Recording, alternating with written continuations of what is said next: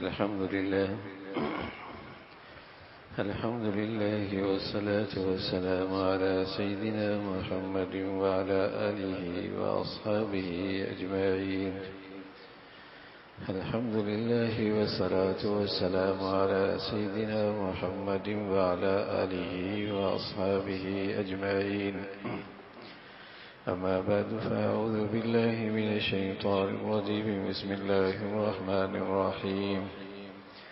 يا أيها الذين آمنوا كونوا قوامين بالقسط شهداء لله ولو على أنفسكم أو الوالدين والأقربين إن يكن فقيرا أو غنيا فالله أولى بهما فلا تتبعوا الهوى أن تعدلوا.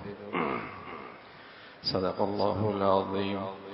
اللهم صل على سيدنا محمد النبي الأمي وعلى آله وأصحابه وسلم. اللهم صل على سيدنا محمد النبي الأمي وعلى آله وأصحابه وسلم. میرے معزز مسلمان بزرگوں، عزیز بھائیوں، مختصر سی زندگی ہو، مختصر سی حکومت ہو اور مختصر سا دائرہ کار ہو، یا بڑی حکومت، بڑی سلطنت ہو، اس کی سبز و شادابی کے لیے اور اس کی امن اور سلامتی کے لیے عدل و انصاف ضروری. گھر کی چھوٹی سی دنیا ہے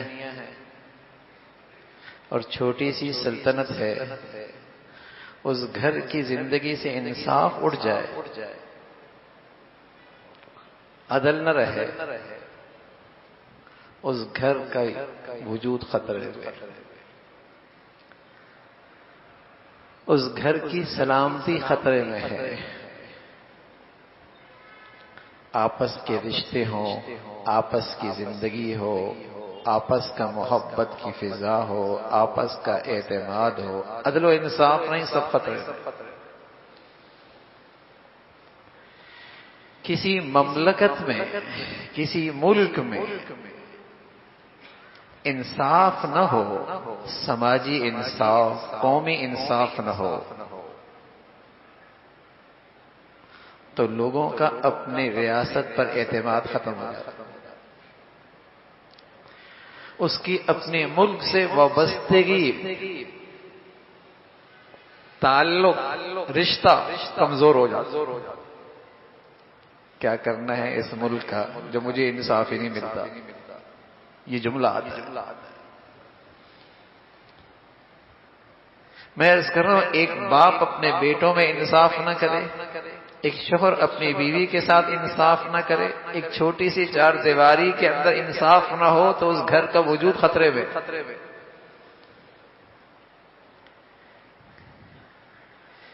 کسی ریاست میں، کسی قوم میں، کسی مملکت میں انصاف نہ رہے،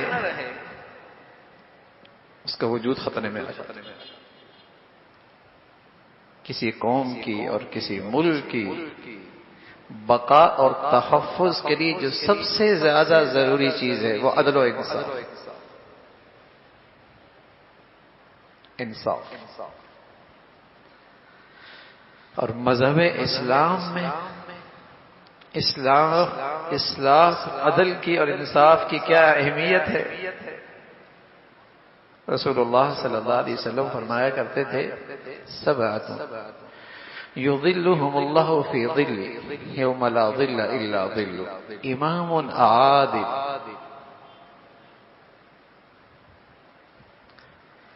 کل قیامت میں 7 قسم کے لوگ اللہ کے عرش کے سائے کے نیچے ہوں، اور وہاں اللہ کے اس عرش کے سائے کے سوا اور سایہ بھی کوئی نہیں ہو، یوم لا ظل الا ظلہ.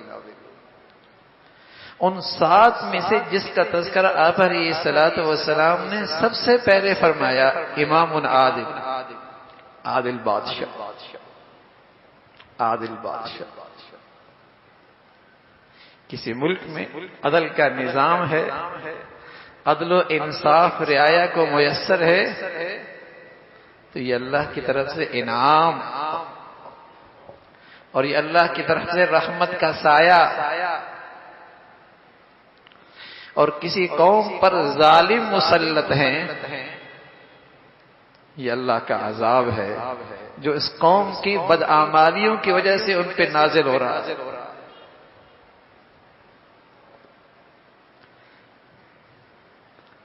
عدل و انصاف اور عادل انصاف یہ اللہ کی صفت ہے۔ اللہ کہتا ہے میں عادل ہوں، میں انصاف کا فیصلہ کرتا ہوں، قائما بالقسط شہد اللہ انہ لا الہ الا هو والملائکۃ واولو العلم قائما بالقسط۔ وہ حاکم ایسا ہے جو انصاف پر قائم ہے، یہ اللہ کی خوبی ہے۔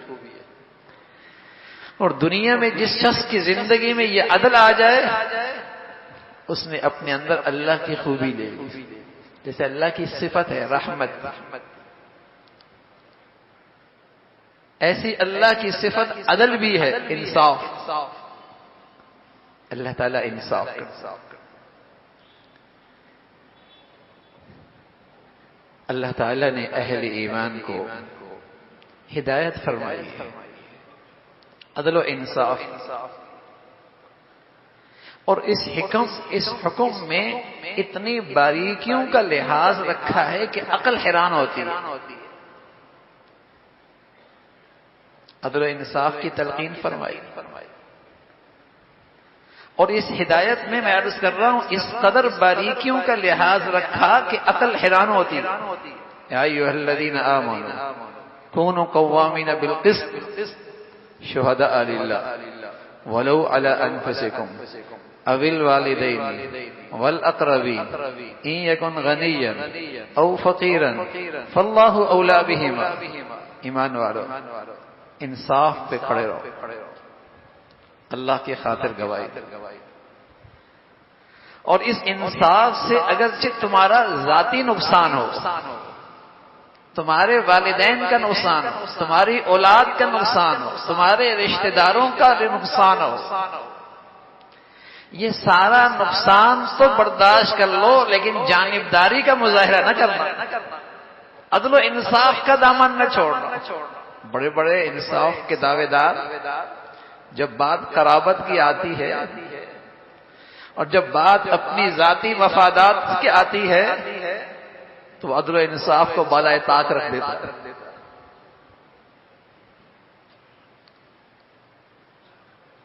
اہل ایمان کو عدل و انصاف کا حکم ملا اور سارے وہ نقشے بھی سامنے رکھ دیے جس سے انسان جانبداری کا مظاہرہ کرتا ہے۔ یا ایھا الذین آمنوا کونوا قوامین للہ شہداء بالقسط ولا یجرمنکم شنآن قوم علی الا تعدلوا۔ ایمان والو عدل و انصاف پہ قائم رہو، اور تمہاری کسی کے ساتھ دشمنی ہے، تمہارے دل میں کسی کی نفرت ہے، تمہارے دل میں کسی کا ساتھ بغض ہے، یہ چیز بھی تجھے عدل و انصاف سے محروم نہ ہونے دیں، چاہے تیرا دشمن ہی کیوں نہ ہو، چاہے تیرے دل میں اس کے لیے بغض ہی کیوں نہ ہو، لیکن تو مسلمان ہے اور اللہ کا حکم ہے کہ تو نے عدل و انصاف سے کام لینا۔ آدمی جب مقابلے میں دشمن ہو تو اس کو نیچا کرنے کے لیے ہر حربہ استعمال کرتا، جائز ناجائز، صحیح غلط، حلال حرام، دشمن جو ہے اعدلوا، عدل و انصاف سے کام، عدل و انصاف سے کام لو۔ حضور علیہ الصلوۃ والسلام کے سامنے ایک مسلمان نما اندر نفاق تھا، اندر کفر تھا، مسلمان نما اس کی آپس میں جھگڑا یہودی کے ساتھ. یہودی حق پہ تھا، جو اندر نفاق رکھتا تھا اور اس نے نفاق کا لبادہ اوڑھ رکھا تھا، مسلمان نما تھا. اس نے کہا فیصلہ کرانا ہے تو حضور سے. حضور علیہ الصلوۃ والسلام کے پاس گئے، آپ نے یہودی کے حق میں فیصلہ دیا. اس مسلمان نما منافق نے چاہا کہ عمر کے پاس لے جاؤں، وہ تو یہودی کا نام سنتے ہی میرے حق میں فیصلہ کر دیں.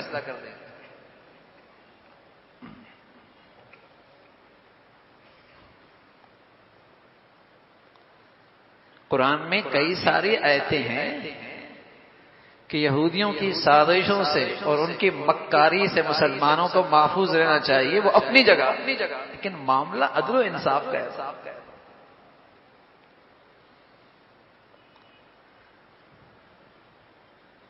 عمر کی خدمت میں گئے رضی اللہ تعالیٰ، معاملہ پیش کیا.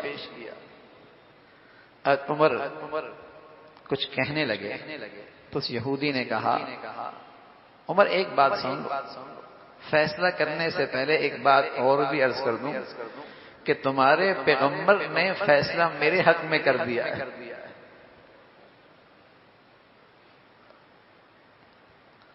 عمر رضی اللہ عنہ اندر گئے، تلوار لے کے آئے، اس شخص کی گردن اڑائی، اس منافق کی جو مسلمان نما تھا، اور فرمایا جو میرے نبی کا فیصلہ نہیں مانتا پھر اس کا فیصلہ عمر کی تلوار کیا کرتی ہے. مدینہ کے منافقوں نے بروں پہ گنڈا کیا کہ عمر نے مسلمان مار دیا، ایک مسلمان کا خون کر دیا. اللہ نے قرآن کی آیت اتاری،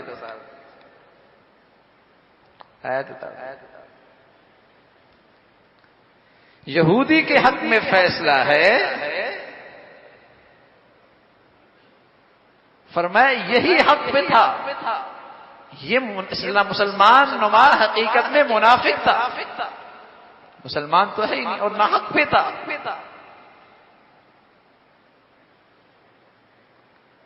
تو اسلام تو سراپا عدل ہے، سراپا عدل ہے، انصاف ہے. اللہ خود عادل اور اس کا نازل کردہ نظامی زندگی، دستوری زندگی، قوانین زندگی سراپا عدل ہے. آج دنیا میں اکثریت کے شاعر، مذہبی شاعر، آج دنیا میں اکثریت کے مذہبی شاعر یا اقلیت کے عبادت گاہیں کیوں محفوظ نہیں؟ آج دنیا اسلام کے نظام عدل سے محروم ہے.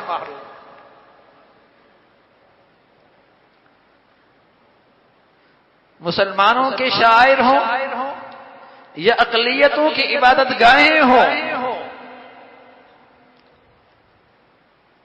آج یہ کیوں محفوظ نہیں؟ آج دنیا کا معاشرہ، اہل دنیا اسلام کے نظام عدل سے محروم.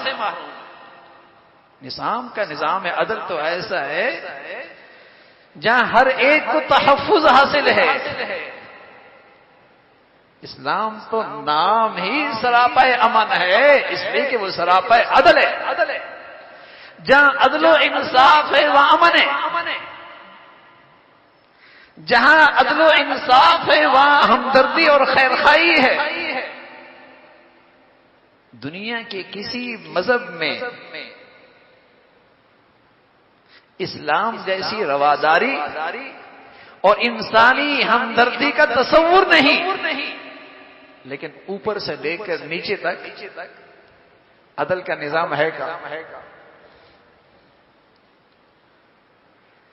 اوپر سے لے کر نیچے تک عدل کا نظام ہے کہاں؟ یہ جو خوفناک مناظر ہمیں تھوڑے تھوڑے عرصے کے بعد نظر آتے ہیں، شور ہوتا ہے، آوازیں لگائی جاتی ہیں، اور بدقسمتی اور بھی ہے، بدقسمتی اور بھی ہے کہ بد فطرت لوگ مذہب کو قصوروار ٹھہراتے ہیں۔ ارے مذہب ہے کہاں، دین ہے کہاں؟ دین اسلام تو اپنے پیروکاروں کو یہ سبق دیتا ہے، لیکن ہم نے اپنی قوم کی تربیت دین کے مطابق کی کہاں؟ دین سکھایا کہاں؟ دین پڑھایا کہاں؟ رسول اللہ صلی اللہ علیہ وسلم فرمایا کرتے تھے اگر کسی اقلیت پر ظلم ہوا اور زیادتی ہوئی اور ناانصافی ہوئی تو اپنی امت کو خبردار کیا کل قیامت میں اس کی طرف کھڑا ہو کر تم سے جھگڑا کروں، کل قیامت میں اس کی طرف کھڑا ہو کے تمہارے سے جھگڑا کروں۔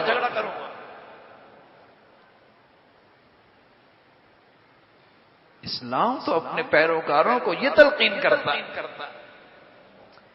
مذہب شرپسندی کی اجازت نہیں دیتا،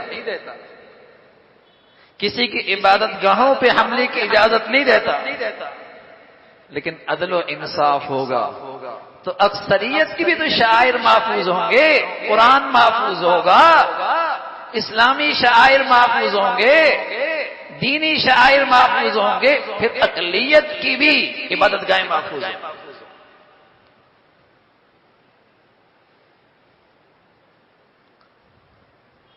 جو مصیبت کی جڑ ہے اور جو فساد کی جڑ ہے اس کی طرف تو کہیں سے آواز نہیں آتی کہ ہمارا نظام غلط ہے، ظالمانہ نظام ہے، ناانصافی کا نظام ہے، مجرم کو سزا ہی نہیں ملتی۔ عجیب بات ہے، ابھی پچھلے دنوں میں قومی اسمبلی سے بل پاس ہوا، اور بل اس لیے تھا کہ ناموس اہل بیت اور ناموس صحابہ رضوان اللہ علیہم اجمعین، جن کی عزت و آبرو اور جن کی حرمت اور عظمت ہماری ایمان کا حصہ ہے، وہ قومی اسمبلی سے پاس ہوا، بڑی مشکل سے پاس ہوا، سینٹ سے پاس ہوا، بڑی مشکل سے پاس ہوا،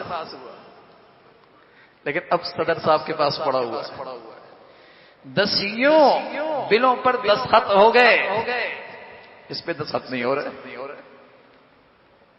یہ بدقسمت لوگ چاہتے ہی نہیں کہ اس ملک میں امن۔ ارے میاں قوانین بنائیے نا اور ان پر عمل کیجیے، کسی کی بھی عبادت گاہ ہو، کسی بھی کی بھی مذہب کی مقدس شخصیات ہو، اسلام تو سب کو تحفظ دیتا ہے۔ قانون بنائیے، عمل کیجیے۔ محمد الرسول اللہ، جہاں ہماری نبی علیہ الصلوۃ والسلام ہماری مقدس شخصیت ہیں، وہاں عیسیٰ علیہ الصلوۃ والسلام بھی ہمارے یہاں مقدس شخصیت ہے، وہاں موسیٰ علیہ الصلوۃ والسلام بھی ہمارے یہاں مقدس شخصیات ہیں۔ جہاں عبادت مسجد مسلمانوں کی بھی مقدس جگہ ہے، اسلام تو یہ کہتا ہے کسی اقلیت کی عبادت گاہ ہے، اس کا تحفظ بھی تمہاری ذمہ داری ہے۔ اسلام تو یہ بھی کہتا ہے اگر مجبوراً دنیا میں شر و فساد اس قدر پڑ گیا کہ تمہیں تلوار کی ضرورت پڑ گئی، جہاد کی ضرورت پڑ گئی، اصلاح کی کوئی امید نہیں، تب بھی بچوں کو بچانا، عورتوں کو بچانا، بوڑھوں کو بچانا، جو کسی بھی عبادت گاہ میں عبادت کر رہا ہو اس کو بھی تحفظ دینا، عین میدان جہاد میں بھی جب کفر اور اسلام کی جنگ ہو رہی ہو تب بھی عبادت گاہوں کا اس قدر لحاظ ہے۔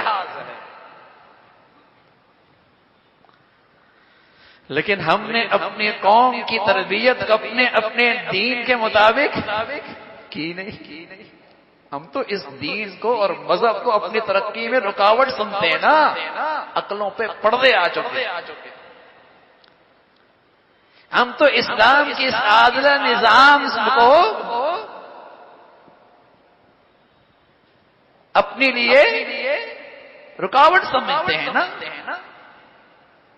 تو پھر اس کا انجام یہی دنیا میں۔ اس وقت دنیا میں درندوں کا قانون ہے، جہاں دیکھو کہیں قرآن جلا جا رہا ہے، کہیں عبادت خانوں پہ حملے ہیں۔ اسلام کے قوانین میں، عادلانہ نظام میں اس کی کوئی گنجائش نہیں۔ عدل و انصاف یہ سلامتی کا راستہ ہے۔ عدل و انصاف کے قوانین کسی قوم کی سرسبزی اور شادابی کے لیے سب سے ضروری چیز ہے۔ انصاف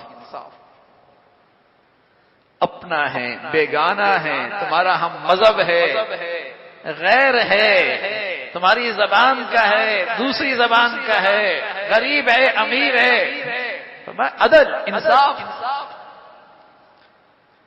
اس میں کہیں تمہاری خواہش کی پیروی نہ ہو، اللہ کا لحاظ رکھو، اس کی ہدایات کو سامنے رکھ کر اعدلوا، انصاف سے کام، عدل و انصاف۔